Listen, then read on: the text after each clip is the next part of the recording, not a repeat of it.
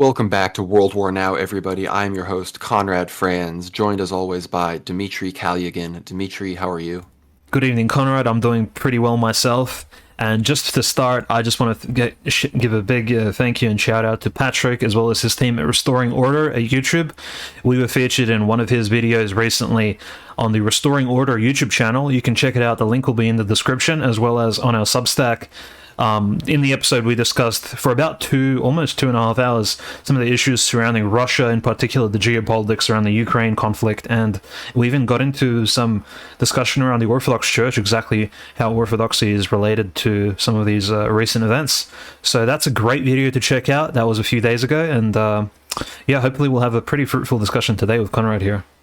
Yeah, that was a fantastic conversation with Patrick. I want to thank you again for having us on. You know, we've kept up with him for a while, so be sure to subscribe to his channel and everything. But yeah, no, it's been a big week of news. There's a whole slew of things going on. A lot of stuff we mentioned in that episode. You know, we might repeat a little bit here, but there's a whole lot more stuff even in these few days that's happened. So we're probably going to get into a little bit of that. But yeah, just starting out probably to cover some of the stuff we covered in the podcast. We want to talk about the Poland controversy, where the striking of those missiles that landed in Poland and unfortunately killed some civilians, and you know, that got Twitter and the internet and the world and the West into a big tizzy about World War III and Poland talking about investigating in Article 5, and Zelensky, of course, insisting that it was Russian missiles. You know, what are your thoughts, of course, on that, Dmitry? We all saw that unfold in real time. Well, I think the most surprising thing about that entire story is, to this day, and it's almost been over a week since that event, Zelensky, the Ukrainian government, still hasn't admitted fault for. And look, it's not necessarily Zelensky's personal fault that the anti-air missile shot in the literal opposite direction and hit a Polish farm, killing 2 civilians. But the Ukrainian government hasn't taken on liability or even apologized really formally for it, which is surprising because it's been even admitted by Poland itself, the United States, Joe Biden, and multiple other parties that, yeah, this missile was fired from a Ukrainian anti-air missile launcher, and yes, it did actually strike Polish territory. It was an accident, we understand, and I'm sure Zelensky does too, but why Zelensky's crew and he himself keep pushing this we're not guilty narrative is, yeah, it's looking pretty bad for the optics. Well, I think what it might unfortunately indicate is that, well, unfortunately depends on who you ask. Unfortunate for Zelensky, of course, is that Zelensky may realize that he might be facing the end of the endless supply of weapons and aid from the West, as even some of the most ardent supporters seem to be perhaps willing to put the brakes on. You're hearing talk of, you know, Ukraine fatigue, and people are not happy that he's, you know, going all out. You know, he's saying all these things coupled with calls for retaking Crimea, and that's what's necessary to even come to the negotiating table, in this, you know, very, very anti-negotiations rhetoric. And the thing is, even Poland, who said they were going to call NATO Article 4, which, you know, would mean call for a meeting to then perhaps think about discerning Article 5, which would be, you know, hostilities and boots on the ground. Poland scrapped that too once literally everybody saw the pictures of that it was a Ukrainian anti-air. So that it all got scrapped pretty quickly. But I think Zelensky he's so desperate that he's just hoping that the propaganda machine would work enough to where it might just get through to some people, and they'd see that this is a good reason to finally, you know, go all in on Russia. But it seemed that even the Poles, who are never ones to miss a chance to call for more involvement in the conflict, they walked it back, you know. So I think Zelensky might be a bit afraid.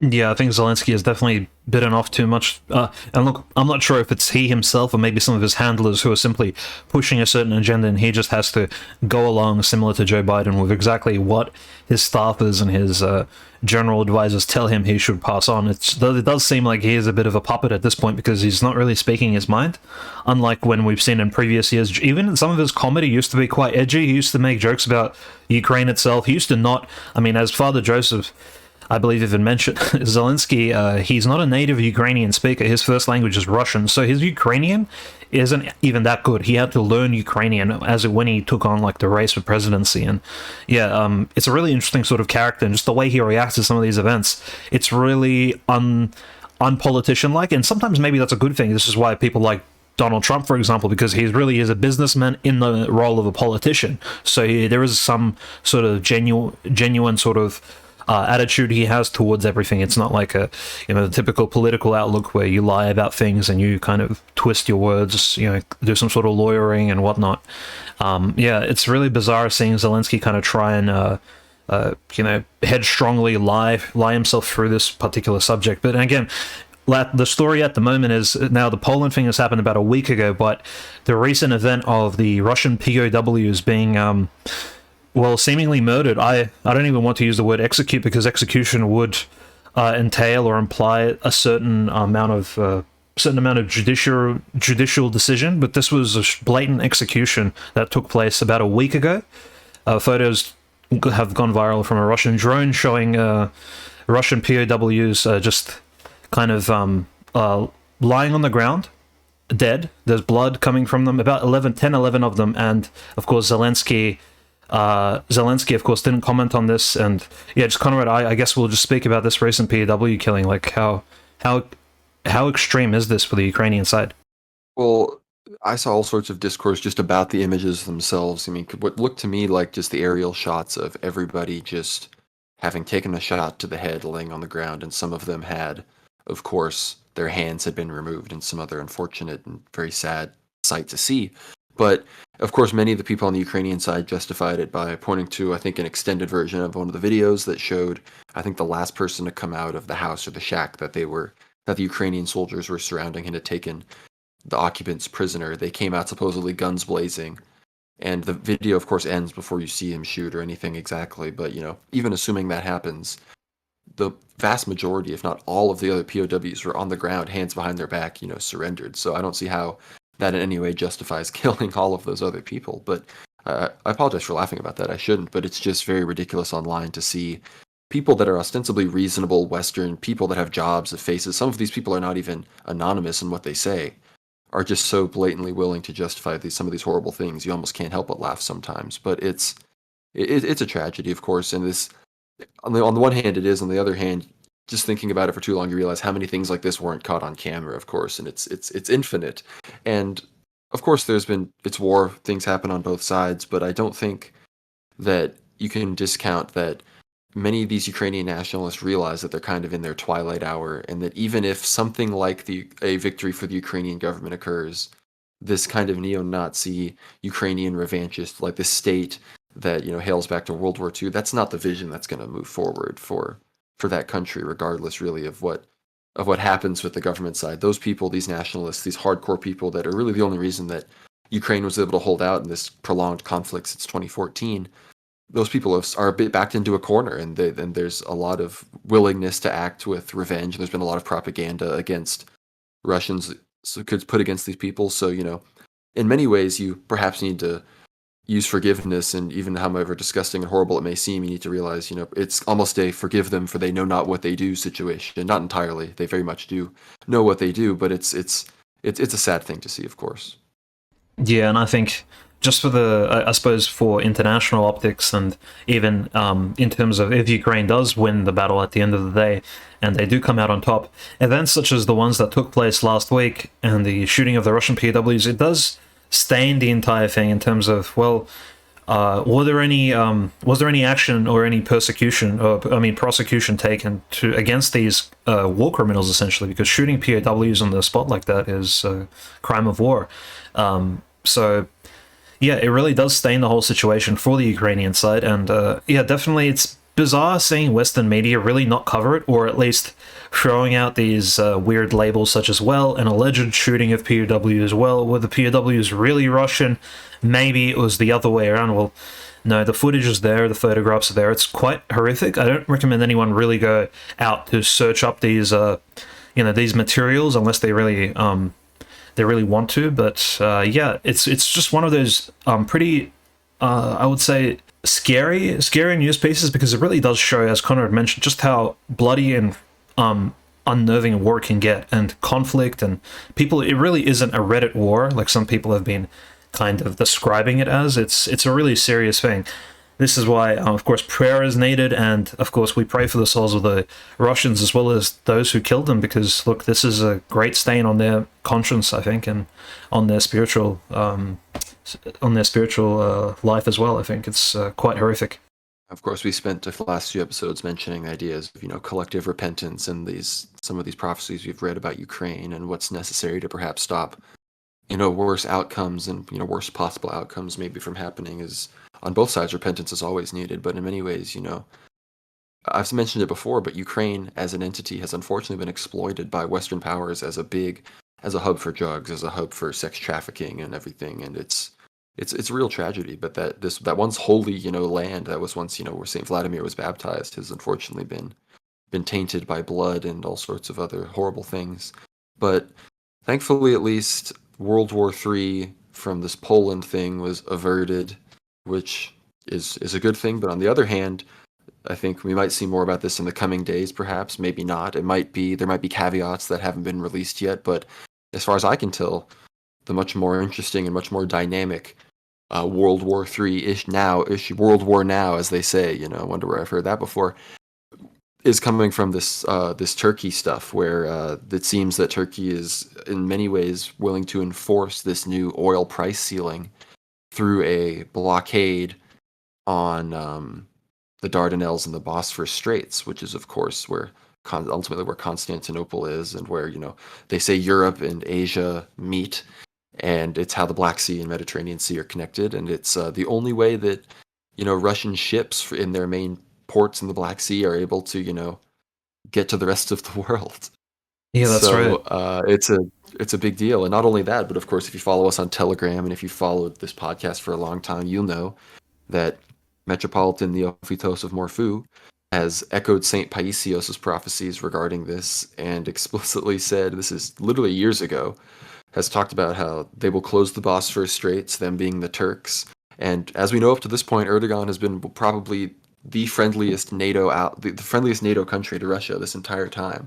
They've very much rejected a lot of sanctions. They've maintained dialogue. They've wanted to host negotiations. But Metropolitan Neophytos, of course, echoing the saints of the past, said, and their friends, their pseudo-friends, the Russians, them, of course, being the Turks in the situations, from friends will transform into enemies in one night, and there will not be a single city in Turkey which will not be bombarded. And, that's very dramatic. That's a very dramatic statement, and we hope that something like that doesn't necessarily happen. But it seems that Turkey is willing to move forward. This is very recent, of course, this being recorded on November 19th, 2022, but we're going to be following this very closely. And of course, I said earlier, there might be some caveats. We've seen before with this grain deal and with these other things, there's always these like little underhanded ways that, after the big headlines, after the outrage from the international community, they work it out. And it basically goes back to the status quo. That's how these dramatic conflicts, and that's how Russia likes to handle things, because, they're risk averse. But if what we're seeing is true, it would be a huge deal, because it would be a huge shift in Russo-Turkish relations, and it would be a huge blow to, Russia's very much maintained kind of energy dominance and energy independence in this regard. And there's a whole slew of other geopolitical consequences for this as well when it comes to Russia's access to the Mediterranean, actually. Yeah, and how these conflicts usually play out, as Conrad mentioned, like, even rational, risk-averse actors such as Erdogan, Putin, and some of their staff members and ministers notice how even before World War I, everybody saw Europe as this place of this enlightened, civilized collection of empires and large nations, and look what happened during World War I. It's like a few things escalated, and I guess the most, civilized in a technological sense, nations just went to war against each other in the most violent way possible. With there was even gas used, artillery, millions of troops on all sides, which was unprecedented. No one ever had armies the size that we saw in World War I, and things can really get out of hand quite quickly. So, yeah, at the moment, Erdogan and Putin are probably some of the best active realpolitik politicians out there, like, who just are incredibly realist. They play the realist international theory to the T. Like, they know their international relations theory very well. Very good students, and of course influenced by figures such as Alexander Dugin and his ideas on geopolitics. Both of them, frankly, because Dugin does know Turkish, so it really is. It's a pretty interesting landscape, and naturally for our English speakers from countries such as the UK, Canada, New Zealand, Australia, these Anzac countries would probably recall in World War I, there was one particular event, the Battle of Gallipoli, which was a horrendous loss for the Allied forces, which landed at Gallipoli, and it was quite terrible. I'm not sure exactly whose fault it was back then. I'm not sure. The theories keep changing every decade or so as to, they probably say it was the British military command who landed the Australians, New Zealanders, Canadian soldiers on that particular beach at Gallipoli. But the point of Gallipoli was to secure the Bosphorus Dardanelles Straits. So these straits, notice, they were important all the way going back to World War I, 100 years later. We still hold them in high regard. And for Russia, this is an incredibly poignant, painful issue because essentially it's one of Russia's, it's the only exit out of the Black Sea into the Mediterranean and the larger Atlantic Ocean. If these Bosphorus Dardanelles Straits are closed, and Turkey has control of the straits essentially, and of course international agreements and such agreements, they keep the straits open, but if anything was to go wrong, if any conflict or a diplomatic circumstance would escalate, Turkey could simply close the straits and Russian ships, whether they be trade ships, military vessels, they just simply couldn't go through without Turkish consent. And this is what essentially Conrad is getting to, and this could easily escalate into a hot conflict and even worse, potential world war. Oh yeah, I mean, and this is of course something that, I mean, since I believe episode 1 of this show, we've predicted Russo-Turkish relations eventually going from good to very bad very quickly, as Metropolitan Neophytos talked about. And I think, again, we've talked about the Turkish elections coming up in 2023. This will only increase if Erdogan is ousted, and perhaps maybe even if he isn't ousted, he will be facing immense pressure from the West to, play by their rules. And in fact, we even saw Turkey blaming the U.S. for the terrorist attacks in their country recently. I mean, we saw those huge explosions in Istanbul, which are tragic. And they, of course, arrested, suspects immediately. And they've now renewed extremely intense strikes in northern Syria, even beyond the buffer zone that was agreed on, which is also something that might not please the Russians, because I think the Russians have tried very hard to broker the strict, line and demilitarized zone between Turkey and the Assad government and the occupied zone in Turkey, where Turkey is doing their own kind of version of a special military operation, really more of an elevation, of a level up with a counterterrorism operation where they're fighting Kurdish insurgents and Kurdish terrorists that they really have had a problem with for a long time. And that's, of course, who is being blamed. But Turkey blames, the U.S. and all sorts of other Western countries for backing the PKK, the Kurdish separatist groups and these people. And when it comes to Syria as well, Russia is there, and the Bosphorus and the Dardanelles are very important to Russia's presence in Syria. I also wanted to mention just the fact that from 2017 all the way until until the end of the Syria campaign in 2021, and I mean the Russian Syrian campaign, not the American campaign, which Donald Trump also had.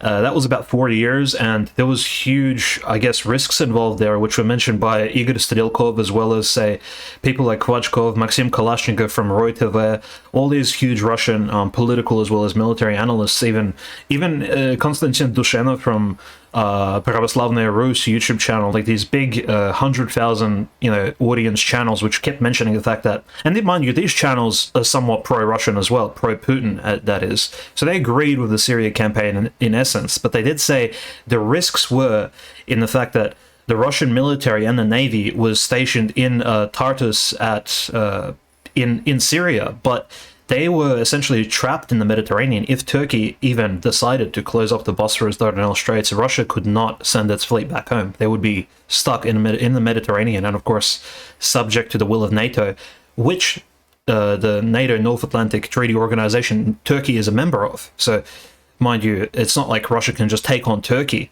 Turkey is an ally of NATO, and there really is no option where Russia simply has an argument and then goes to war with Turkey without, say, starting a world war. Unless, of course, NATO breaks up, which might be the outcome of this current Ukrainian crisis, with NATO simply obviously not functioning as it should.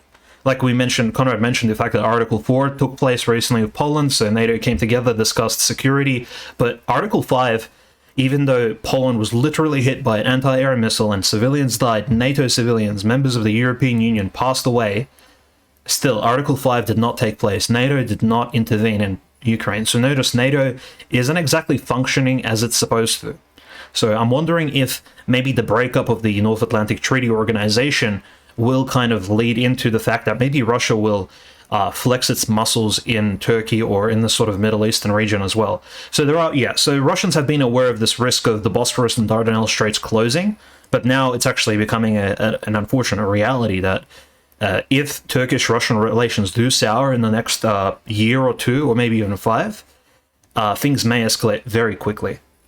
No, and we'll be watching this closely just in case something happens in the next few days. Of course, we hope something doesn't happen, but we never know. People weren't necessarily expecting the SMO to start when it did, so we always stay on our toes around these times. But yeah, no, with Turkey and Russia, there are many in the past. They've of course fought in the Black Sea over influence. I mean, we've spoken in the past how if Russia is to go with the option of connecting to Transnistria, controlling all of the Black Sea coast of Ukraine, Turkey would have a problem with that. That would be a big sphere of influence issue for them. And for Russia now to realize that this issue is on the table, they're going to have to really weigh the options. And I don't know exactly if there's a contingency plan in place for something like that. I don't exactly know how it would go down, but it definitely would make sense that NATO would easily break up before something like that would happen. Because, I mean, currently, Turkey is the only reason that NATO hasn't, expanded drastically, because they're holding up Finland and Sweden, because Finland and Sweden seem to be holding back on deporting PKK, Kurdish terrorists that they're holding. And so Turkey's like, yeah, we're never going to sign your accession into NATO. And I mean, that might eventually get worked out, but perhaps the US, due to other things, may be willing to just cut Turkey loose and then gain those other two countries and gain a 1,200-mile long land border with Russia via Finland. Yeah, just wanted to mention real quick that historically speaking, Turkey and Russia have been at odds for the last 500, 600 years at least. And this goes back to the fact that Turkey, or the Ottoman Empire as it was known back in the day, did take over Constantinople, the old Byzantium as it's known in the history books. So Russia did understand its role as this protector of Orthodox small minorities in the Middle East. And that, of course, kind of pushed it towards, say, accentuating relations with the Turkish Empire at the time. So Russia and Turkey did fight a lot throughout the last, say, 400, 500 years at least, and this needs to be taken note of. It's not like any new escalation of hostilities between Russia and Turkey will be some sort of unprecedented event in world history. No, this has taken place many times in the past, so let's not be too surprised. And that's why me and Conrad see it as absolutely a possibility, and why some of these prophecies told to us by St. Paisian and explained by Metropolitan Neophytos do sound extremely realistic. And of course, a prophecy doesn't need to sound realistic for it to be true, but this is not out of the ordinary whatsoever. Oh, and with so much other stuff that's already come to pass regarding how the Ukraine war started with the schism and with COVID and this other stuff, I think it's safe to say that we're following people that are batting 100, as they might say. But when it comes to Turkey and Russia's historic enemies, I think even before World War I, that's when Russia might have started saying Germany, but they might even have said they might even say England was their biggest enemy for a while. The Anglos, who many would say influenced in pitting them against the Germans for 2 wars and alienating those two land empires forever. But I think when it comes to Russia and Turkey, it's very much, I mean, they're clashing by proxies all over the place. We've mentioned this before, but in Syria, of course, there's hostilities because there's all sorts of different groups fighting other insurgencies. In Libya, Turkish and Russian proxies are directly fighting. Wagner is there.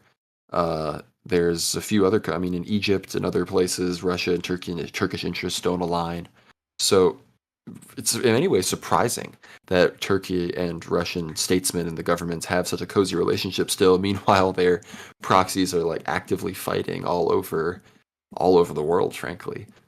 And of course, staying in this sort of Mediterranean theater, I think we should discuss the fact that the Church of Cyprus, which is an autocephalous, independent Orthodox jurisdiction, which goes back to the 400s AD. Actually, it's quite an ancient, independent jurisdictional church in the Middle East. So the Church of Cyprus, which is Greek-run, but also, of course, has some of the native people involved as well. And now, of course, Turkish citizens too, because as you know, Cyprus is divided into two. There's Northern Cyprus and Southern Cyprus, which the northern side is essentially, or I guess it's Eastern and Western, but yeah, one side is controlled by Turkey and one is independent. So It's just this concern that the Church of Cyprus recently will, I mean, quite soon will be electing a new archbishop, which is a huge role to play because the previous archbishop was quite anti-Russian in sentiment.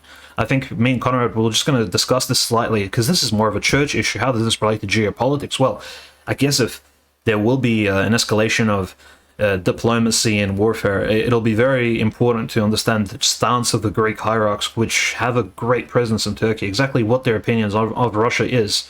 Yeah, just kind of wanted to ask you about that, Conrad. What's your opinion about the recent, the upcoming Cypriot elections? Well, no, it's very funny that we talk about it like elections. Like, sure, synods do elections, but in Cyprus, they do it very, like, literally every Orthodox Christian over the age of 18 gets to vote, and the three hierarchs to get the most votes, or the three eligible candidates to get the most votes, are then taken to the synod to have the vote done on them. So it's a very interesting system.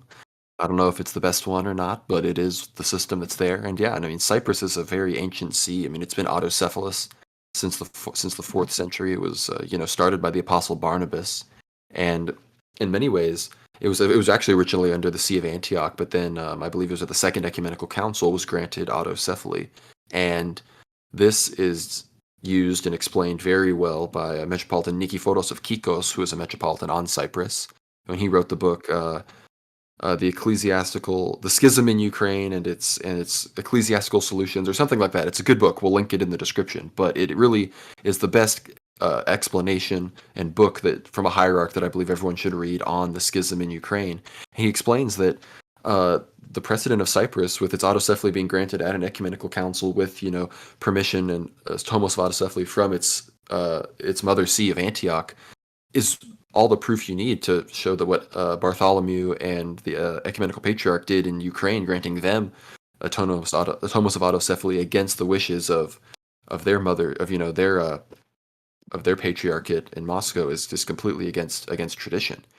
And Cyprus, of course, as Dimitri mentioned, split in two, and it's occupied by the northern part, which is just effectively just Turkey, and then the southern part of Cyprus, which is the people there identify as Greek, but they're Cypriot. That's their nationality, and it's a very cosmopolitan place in some ways. But at the same time, most of the hierarchs there are very holy, very stalwart, not just on the issues of the schism in Ukraine, but on issues like COVID, on issues like the council in Crete recently, which was some call an ecumenical council, most in the church call it not that, as well as just a slew of other cultural issues and whatnot. And the two leading candidates right now for Archbishop of Cyprus are Metropolitan Neophytos, who we speak about a lot on the show, and Metropolitan Athanasios, who I believe of Limassol, is that who it is?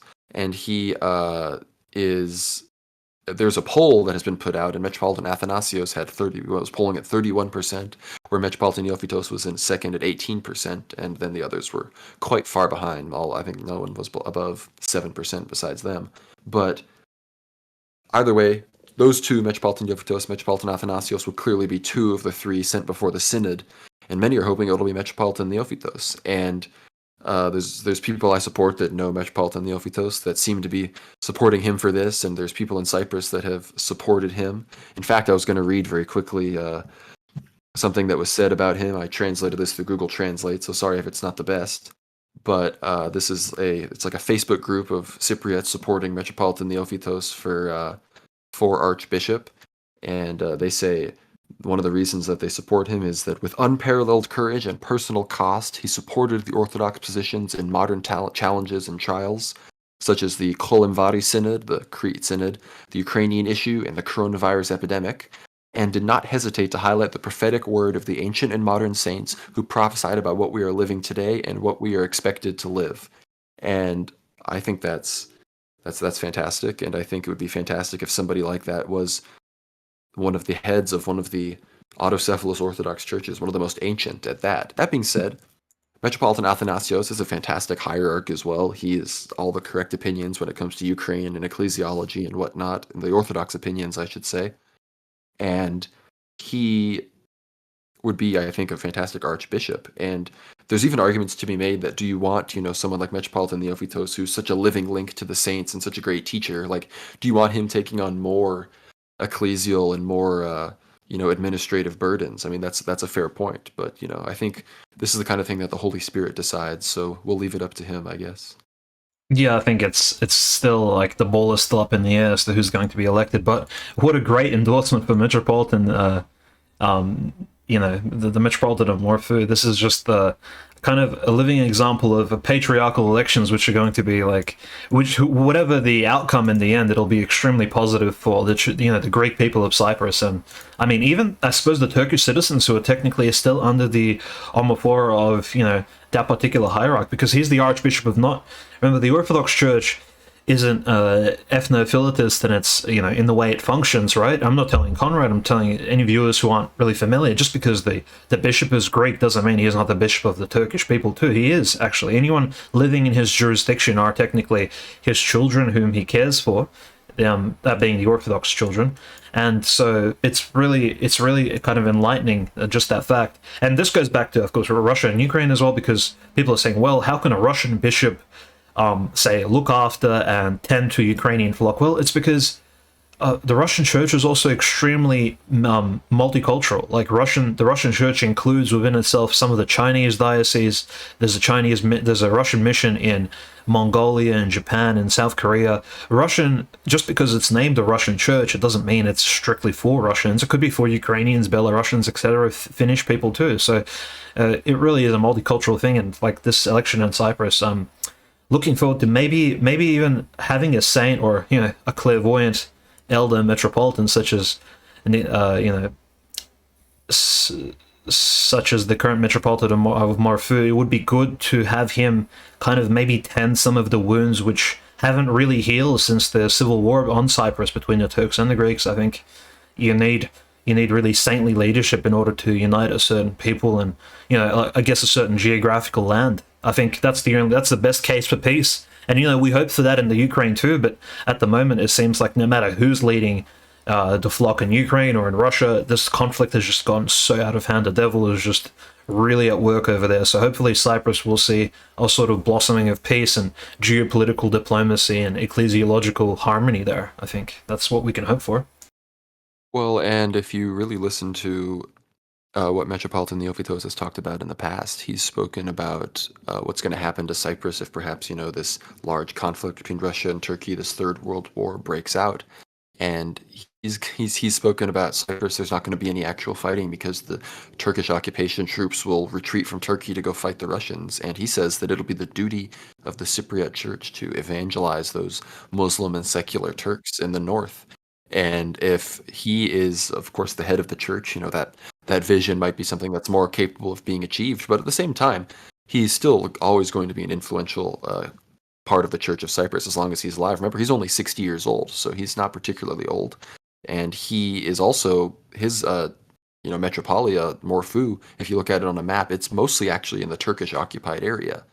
And so it's very apt that he is eager and willing to, and he's a student of Greek. He is a fan of Hellenism, a supporter of Hellenism, he's very much a supporter of the Greek, political, resistance against the Turkish yoke, that tradition, but that has no effect on his desire to, evangelize to the people around him and his neighbor, which is just a beautiful thing, of course. And, I think we should pray, of course, for this election. And if you're Orthodox, I think it's something that you should always be praying for the hierarchs around the world. I think every night in your evening prayers, it's something that I at least try to do.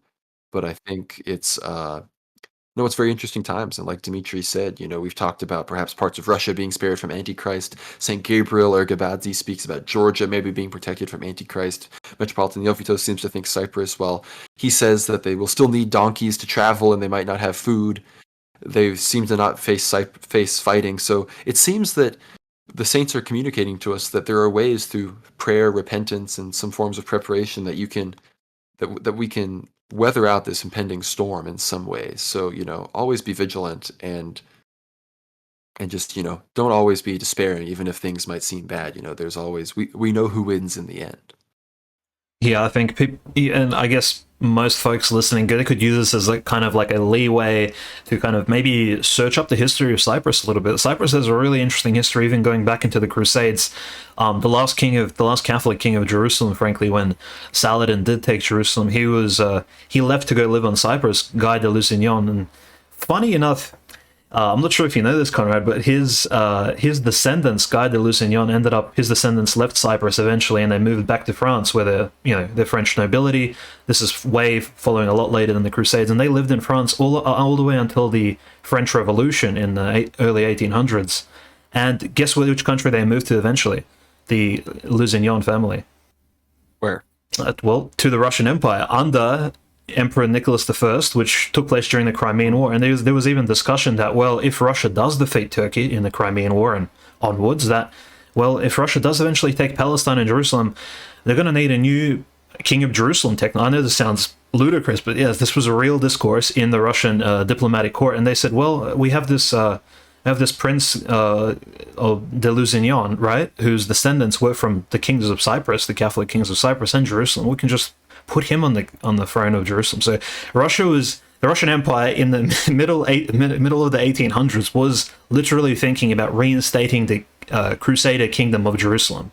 Now, just for reference, how far Russia fought, and you can say, yes, this is kind of hubris, this is outrageous, but yeah, this is almost like Assassin's Creed level like lore.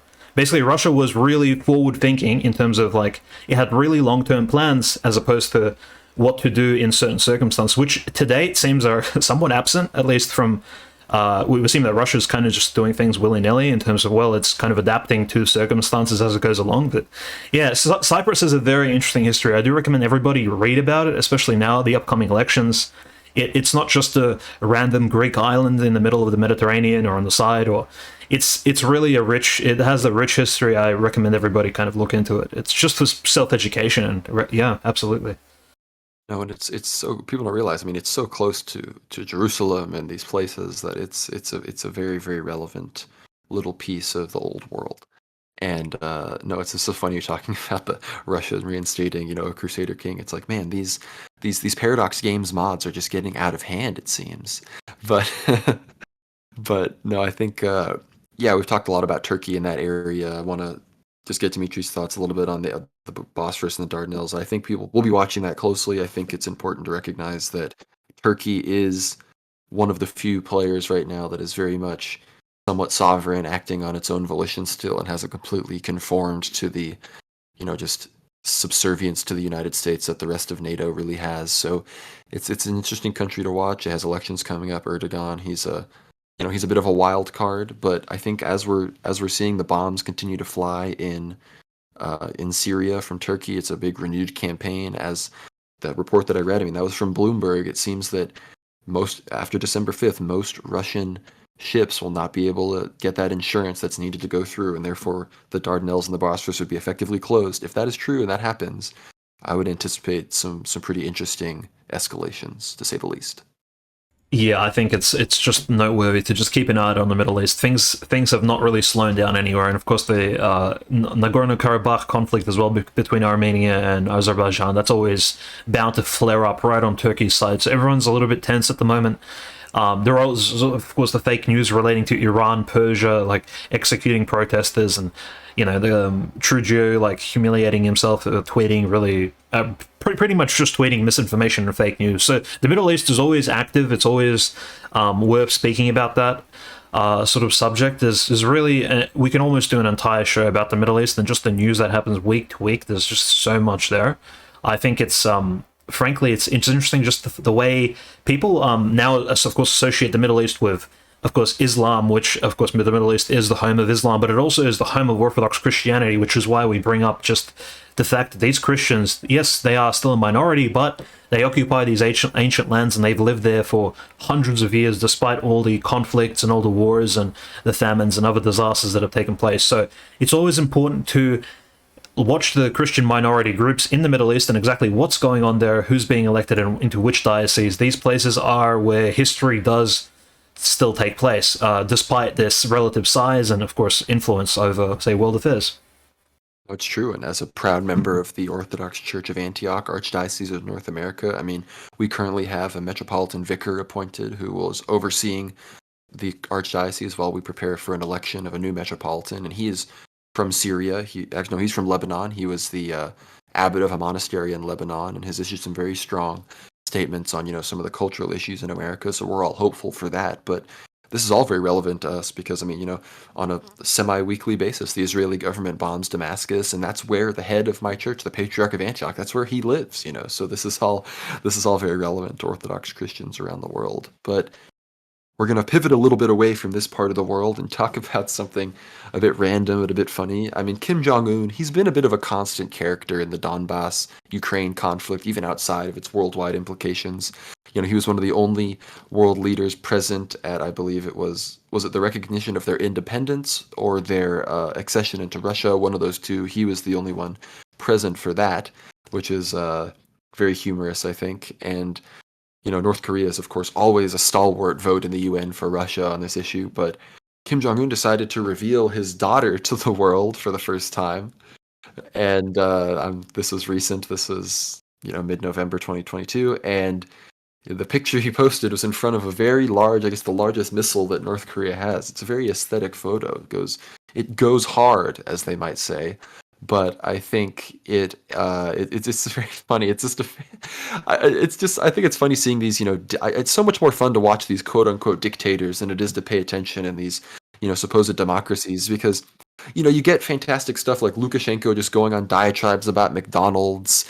Putin going on these fantastic, well-written historical speeches, these sorts of things, and then Kim Jong-un posting this like deeply like phallic symbol while he, proves that he has, spread his seed and has offspring in this propaganda image that I'm now telling you about in the English language.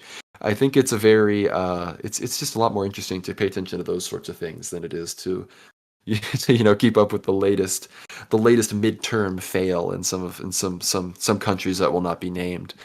That's, of course, it's all very important. American politics, Western politics, it's important, but it's fun to pay attention to the places where perhaps the curtain is pulled back a little bit more. Yeah, look, I'm not an expert on exactly Far Eastern phallic pagan festivals, but I do know Japan has a particular festival called the Kanamare Matsuri, which essentially is just a pagan worship and veneration of genitalia. And I'm just not sure. Maybe Korea still has leftovers. I know it's technically a predominantly atheistic communist state, but perhaps there is some of that leftover from these old sort of worship of, say, body parts and nature and things of that nature. Like, I'm really not sure. A lot of people are saying that the old Egyptian cults of not the cults, but the obelisks, right? The obelisk standing in Washington D.C. Of course, and now it's, of course, they say it's Masonic, but obviously it's pre-Masonic. It goes, there's one near the Vatican. There's even an obelisk in Russia itself, and in Constantinople had several actually, brought over by some of the Orthodox emperors from Egypt. It's just, some of these old symbols from the ancient world, they still come up in modern, relatively up-to-date media and these stories, and it's just really bizarre. Really, times haven't really changed. As long as you're paying attention and you know some of these historical facts and analogies, it's quite interesting. You see the world in a really different light. So I'm glad Kim Jong-un has at least some successorship, because we've seen his sister, I believe, a few years ago, showed up for the first time while he was sick, so it was really interesting seeing her kind of command things and, so to speak, command the room. She really did have this presence similar to him. His daughter, of course, is very young. I take it she's a teenager at this point, but it'll be interesting to see exactly what this future, I guess, royal house of Korea, what it ends up, becoming. I think it's, of course, my theory still stands, just as I tweeted a couple months ago. I still think the best outcome for Korea, as an Orthodox Christian, I'm saying this, that Korea, becoming Orthodox collectively from top down by having Kim Jong-un baptized his nation into Orthodoxy, similar to how Saint Vladimir of Kiev baptized Russia 1,000 years ago. I think that would be the most relative and positive outcome. So, look, having a Korean royal house, I'm all for it personally, but of course, we're getting into like the Reddit meme territory, so a little bit away from reality. But look, that's still the hope for me, and that's based on Orthodox tradition too. So.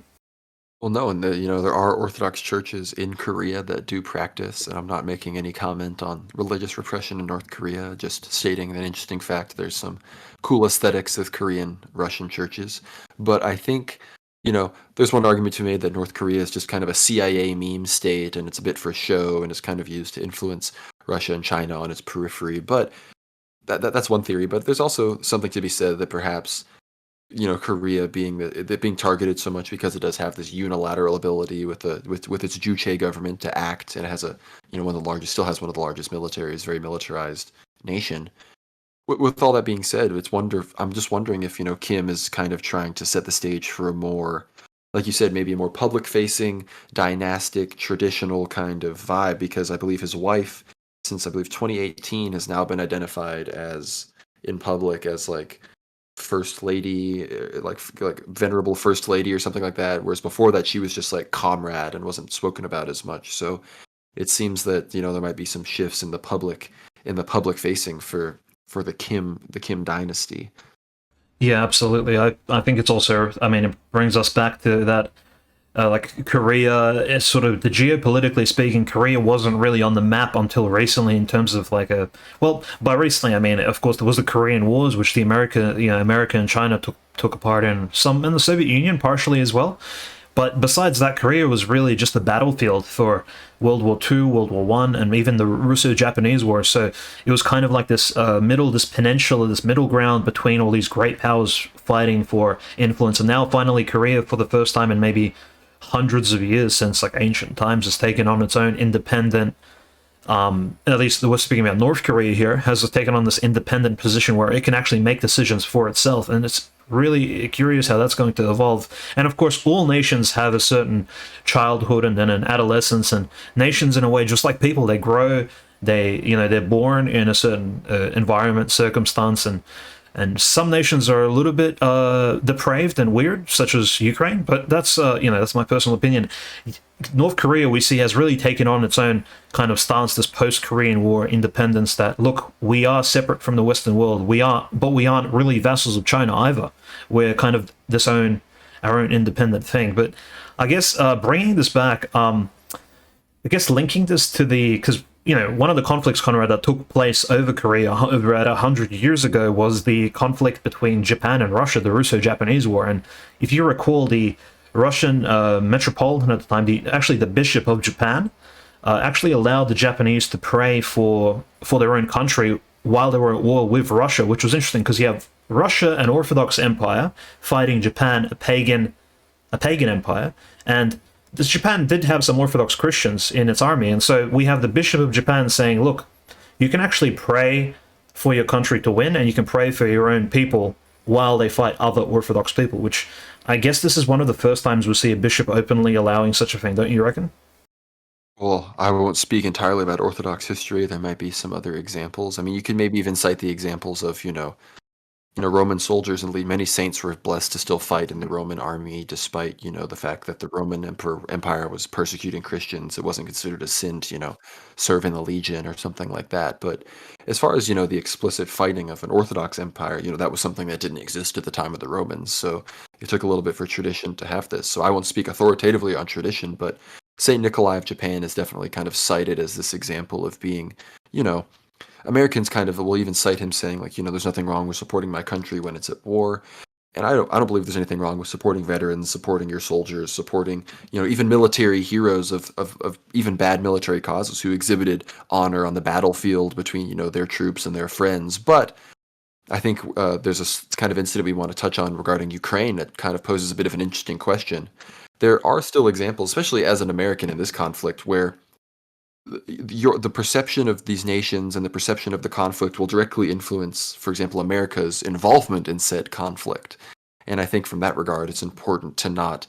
That's why I'm actually extremely wary and careful of anything pro-Ukrainian, because I know the goal ultimately with many actors in our government would be to have boots on the ground from that narrative, from the pro-Ukraine, anti-Russian narrative. And I think in many ways there's cases even from the Orthodox perspective, due to the schism and the persecution going on, where you might want to be wary of wholeheartedly and entirely, without question, supporting the Ukrainian government right now. Yeah, I think the Ukrainian church is in a similar position to maybe what St. Nicholas faced in those days, except for the fact that St. Nicholas he asked the Russian Synod for permission in order to allow his Japanese flock to pray for to pray for, to pray for their country's victory. And he himself did not participate actively in those things. And in fact, how did he occupy his time while his country was at war? I guess both of his home nations were at war, Japan and Russia. Well, he tended to the Russian prisoners of war, which was what eventually gave him. Russia was so grateful that he looked after these Russian prisoners, visited them in these camps. He kept active as opposed to just simply virtue signaling the entire time. So, and he was eventually awarded the rank of Archbishop of Japan. So that was one of his, I suppose, great achievements. And one of his great virtues why he is a saint is because he did tend to the sick and the wounded. Now, about this Ukraine story Conrad mentioned, yeah, this was a bit of a contentious issue. I'll say this pretty openly, and it hasn't really been spoken about only because it falls in this weird gray area of like, well, who should the Orthodox people pray for, especially if you're in Ukraine at the moment? Like, should you pray for Russians to free Ukraine from, say, the yoke of Zelensky and his government and the globalists? Or should you pray for Zelensky and the globalists because they're protecting, say, Ukrainian independence? I mean, it really is a bit up in the air. Maybe I'm framing it a little bit in a biased way, but, for example, so this is the story, right? For better or for worse. So Metropolitan Onufri had some priests, and this, I'm not sure whose blessing they had, which bishop allowed them to do this, but several priests in the Ukrainian military. So the Ukrainian military does have certain military chaplains who participate and they confess and give communion to Ukrainian Orthodox troops, which is well and good. They took several relics of saints, including relics of Saint Alexander Nevsky, Saints Boris and Gleb, all these really old Russian relics, like small, of course, we're talking about very small bits of relics and all these miracle-working objects. They took them to the Ukrainian front lines, to, say, some of the bases in Izium, in Zaporozhye, and of course probably even Kherson at this point, because the story broke out just slightly before Kherson was taken.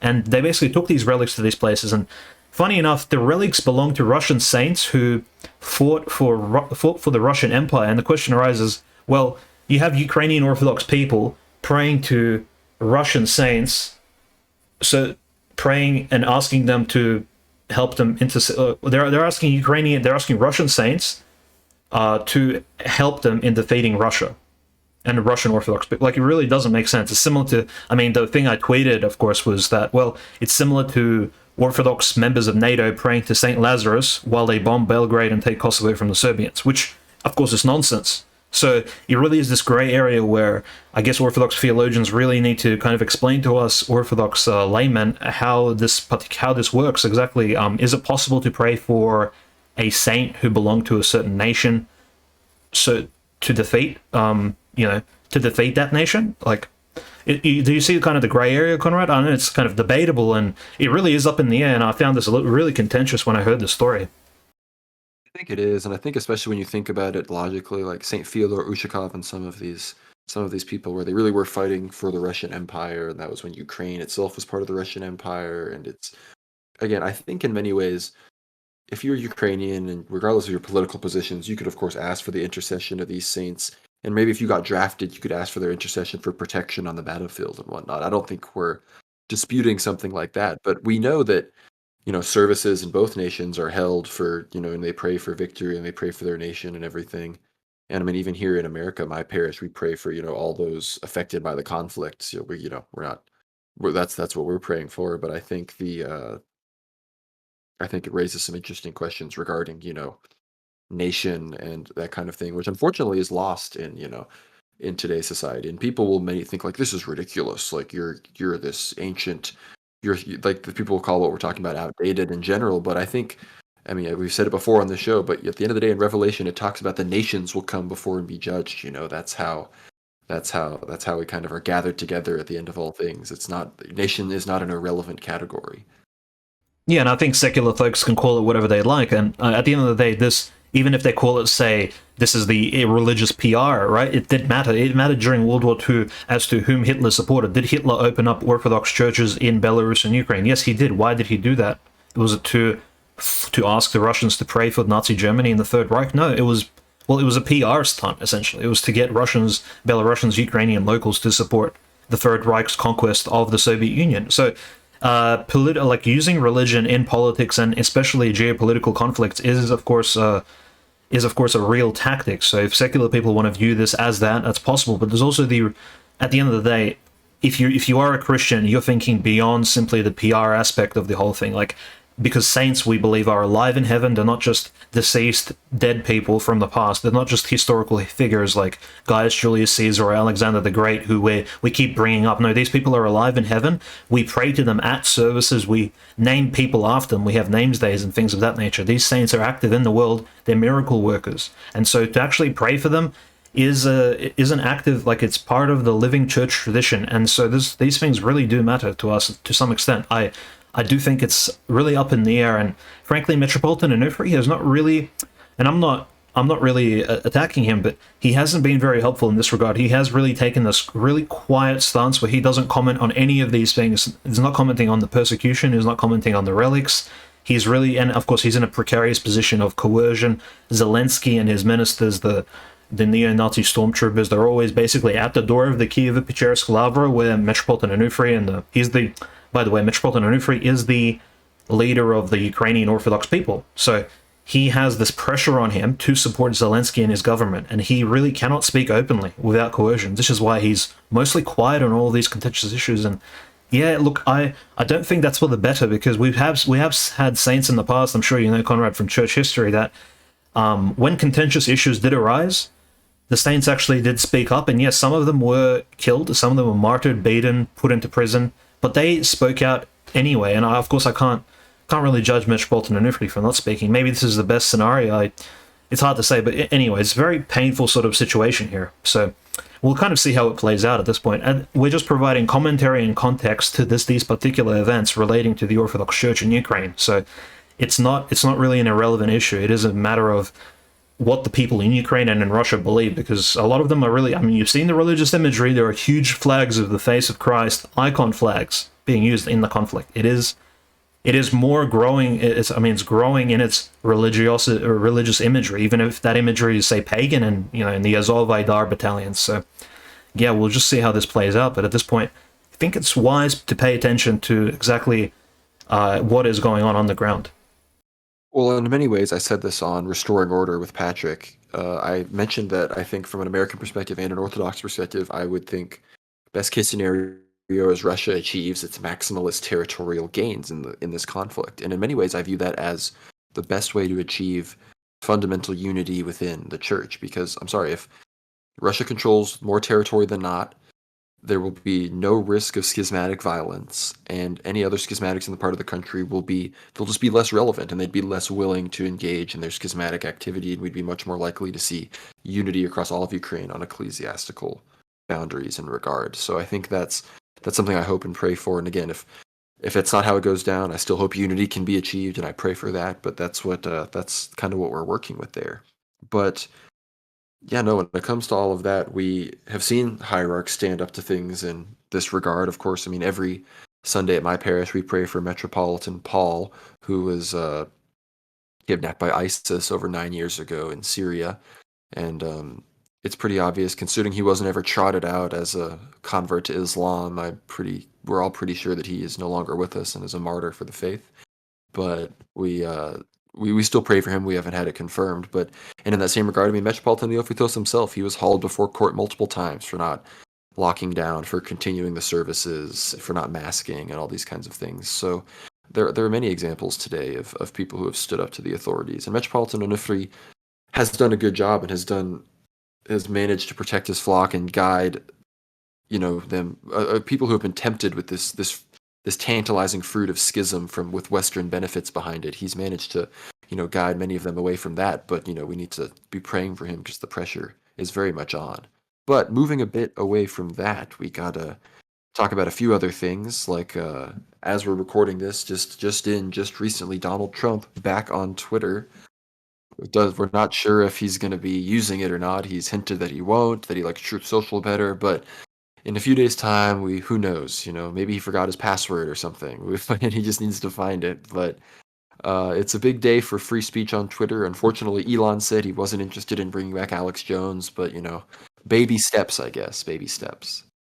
Yeah, I think Alex Jones not coming back is one of the saddest news of the week, of course. But Donald Trump returning, I think this is really good news for free speech. Donald Trump, being one of the only Western politicians who actually actively speaks his mind and has these really just normal common sense opinions about international relations, domestic relations. Notice that when Donald Trump was president, none of this buffoonery, these bad relations with North Korea took place. He was a guy who could travel to Russia, travel to, invite Putin to the US, invite Putin to places, speak things.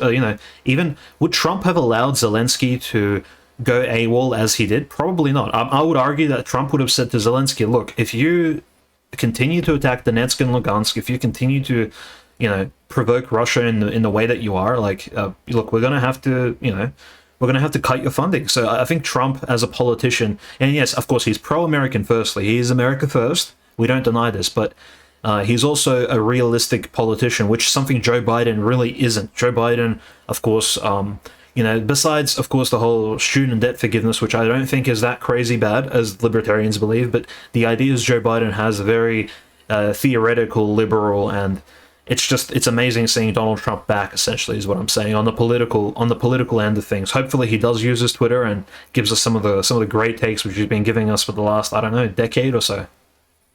Yeah, I think we all want to see just some classic dunking. I mean, people are saying Twitter is dead, Twitter's dead. It's not dead. I mean, we all know that there's a few people that have deleted their accounts, but there's also people like reactivating their accounts because it's also exciting. And we've seen the pictures.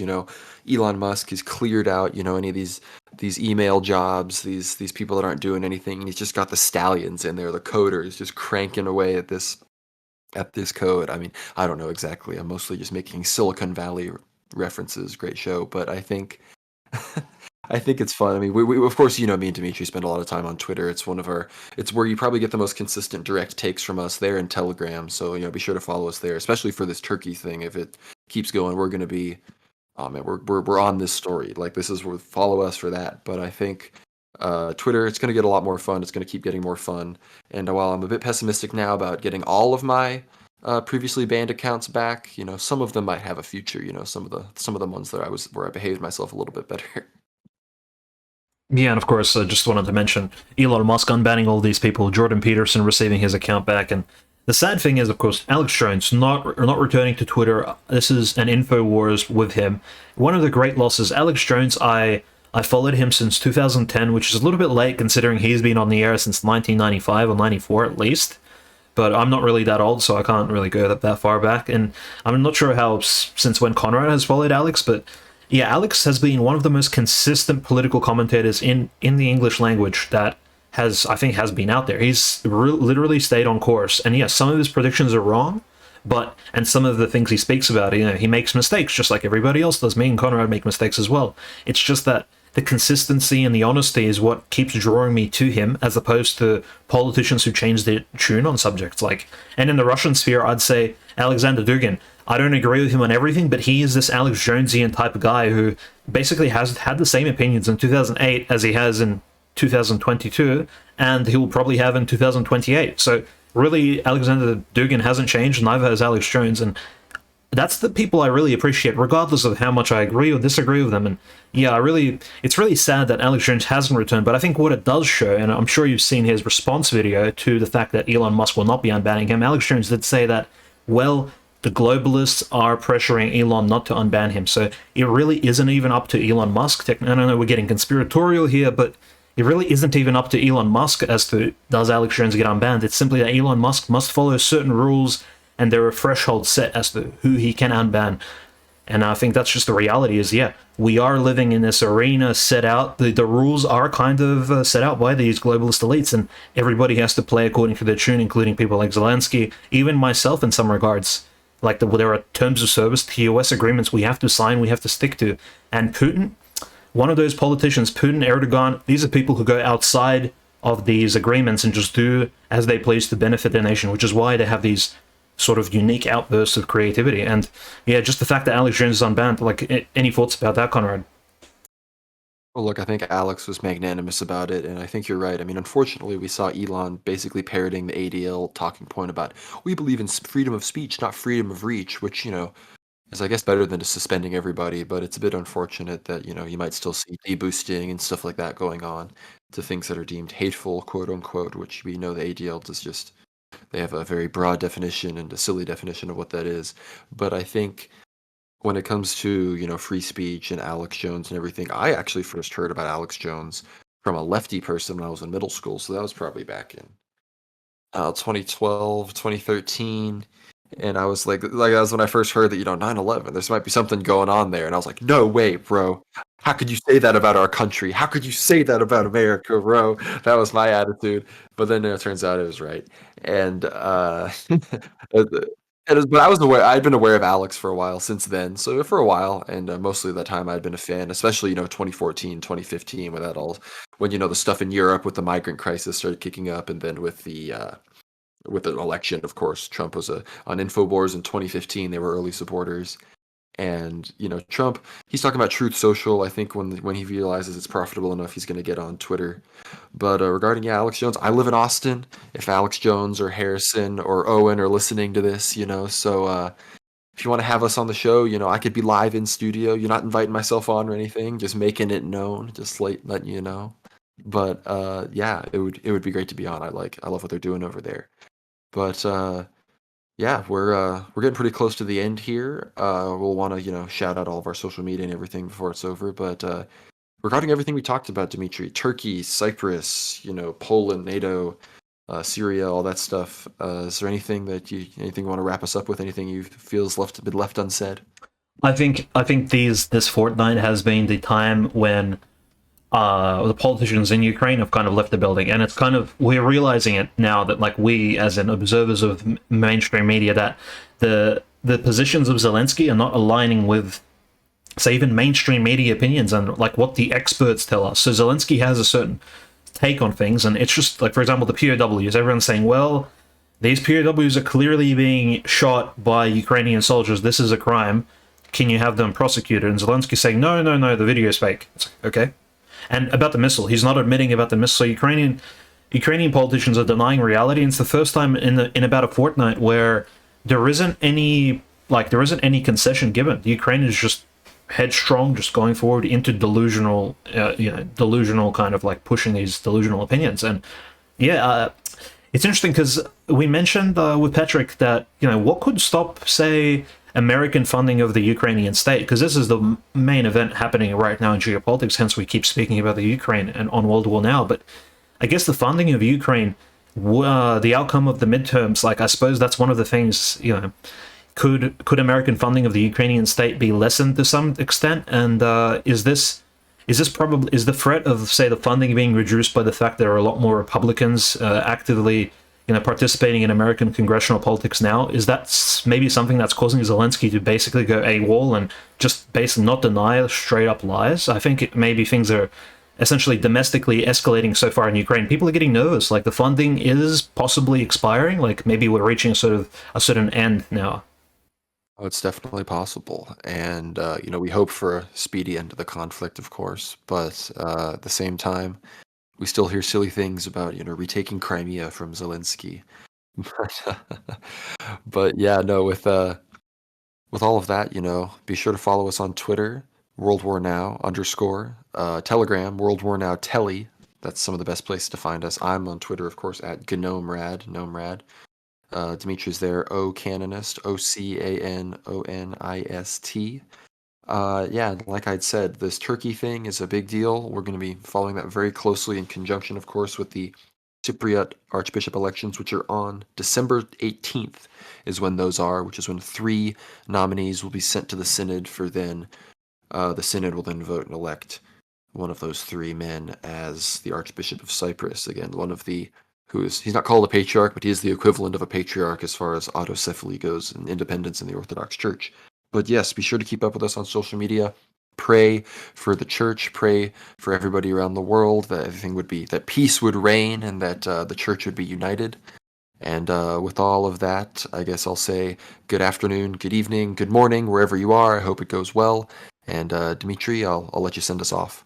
And thank you everyone for watching. Make sure to check out our latest episode with Patrick Casey, and I think the link will be in the description. This is a talk we had, a 2-hour talk earlier in the week. It was a pretty good discussion, open-mindedly, and just the three of us kind of talk about the subjects we speak about in World War Now. Make sure to check out that stream because it won't be on our channel, but it will be in the description. And of course, follow us on all the relevant social medias. There will be more articles coming out on Substack related to politics, geopolitics, as well as some of the church issues related to national relations. And with those words, me and Conrad are out for this week.